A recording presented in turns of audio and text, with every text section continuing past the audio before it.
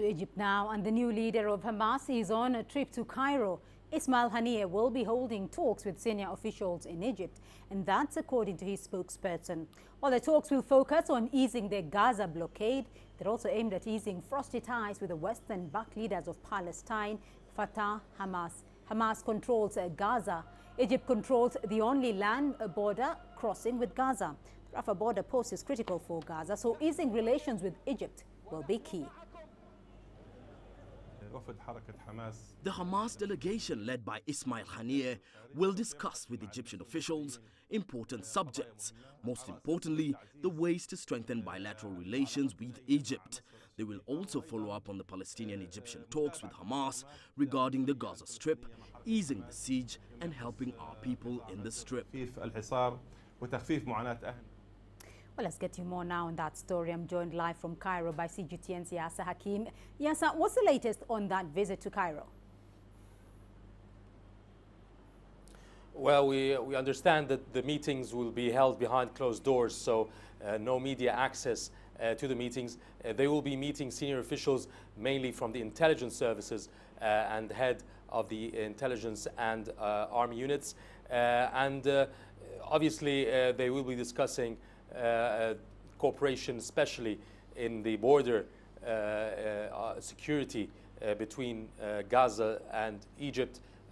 Obviously, this has been a big issue for Egypt, where infiltration has happened a lot in the last few years, infiltration of arms, of militants who have been operating against the army and Egyptians inside Sinai.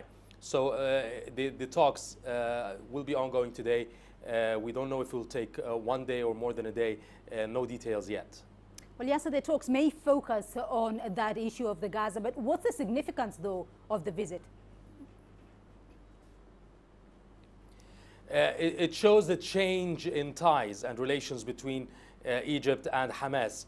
The two have been at odds, extremely criticized by Egypt. Hamas was extremely criticized by Egypt for supporting, first of all, the ousted and outlawed Muslim Brotherhood, and also Hamas supporting militant groups that have infiltrated into Sinai and operated terrorist attacks in Sinai and other areas of Egypt.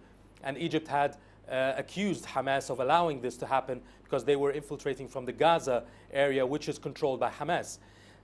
Egypt at one point have been demanding that Hamas hand over those militants and to stop the infiltrations through the tunnels, tens of tunnels that Egypt had discovered across the borders, and has called for Hamas to close those tunnels and avoid any movement of weapons, of cars, either way.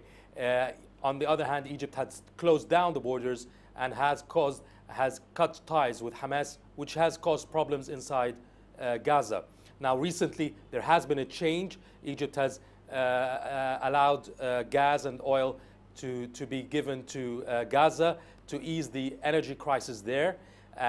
Egypt has also opened up the border in certain timings, also to ease the pressure on the Gazans living in the area in Gaza. And on the other hand, Hamas has promised to close down any form of infiltration, to close down the tunnels, and to have more strict border control over the borders on both sides to avoid any more infiltrations. So this is a combination of an improvement in ties between both sides. So this does signal a change of ties, an improvement of ties. So what exactly would close the ties between Hamas and Egypt mean for Israel and its allies? Well, it will mean a lot for all the parties in the Palestinian-Israeli conflict. First of all, Egypt plays an important role in mediating between the Palestinian factions themselves. You know, Hamas has fallen out with Fatah, the leading Palestinian group, and those are the two leaders of Palestine, and they have fallen out together, and Egypt is now leading efforts to reconcile between the Palestinians together. And in turn, this means a united Palestine would mean more leverage in peace talks with Israel, which is Egypt also has been mediating, trying to foster the return of a peace process and the peace talks with Israel. So having Egypt back in the fold, playing a more positive role, will have a positive effect on the Palestinian reconciliation and also on the Palestinian-Israeli peace process. All right, Yasser Hakim for us there in Egypt.